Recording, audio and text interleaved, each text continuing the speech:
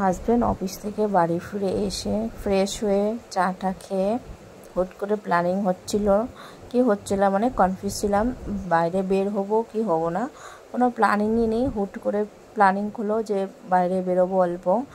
তারপরে আমরা বলতে বলতে বেরিয়েও পড়লাম, মেয়ে আমি ওর বাবা রেডি হয়ে।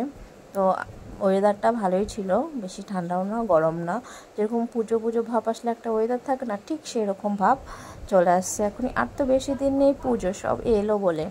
তারপরে দেখো এখানে দেখি প্যান্ডেল করছে, সামনে তো গণেশ পূজা আছে। তো এখানে আগে কখনো পুজো হয়নি, ফার্স্ট টাইম দেখছি। ওর বাবাকেও বললাম যে আমাদের কখনো তো ঘোরাতে নিয়ে যাওনি। তো দেখো এইখানে একটা পার্ক আছে, পার্কের সামনে এখানেও দেখি গণেশ পূজা হচ্ছে।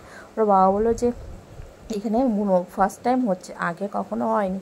যে জানতাম এখানে দুর্গা পূজা। আরে দেখো রাস্তার ধারে কি সুন্দর একটা গার্ডেন করেছে না, অনেকটা রাস্তা জুড়ে করেছে, দেখতে বেশ ভালো লাগে। এখানে একটা অফিস আছে, কী অফিস সেটা আমার নামটা জানি, কিন্তু দেখতে ভালো লাগছে। আর রাতের ওয়েদারটা তো লাইটিংগুলো কি সুন্দর, একের পর এক গাড়ি যাচ্ছে। দেখো এখানে ফাইনালি আমরা চলে আসলাম জলপাই মোড়ের সামনে একটা জায়গাতে যাব আমরা। তো রাস্তাটা ক্রস করবো, রাস্তা আজকে ফাঁকা ফাঁকাই আছে। ফাইনালি মেন রোডে উঠে গেলাম আমরা। তো আমরা এখানে একটা হোটেলে যাব, হোটেলটা আর কি খুঁজে পাচ্ছিলাম না, যেহেতু নতুন করে কাজ করাচ্ছে, সামনে তো দুর্গা পুজো চলে আসছে না, তার জন্য চিনতে পারছি না হুট করে। তারপরে আমরা হোটেলের ভিতরে চলে আসছি।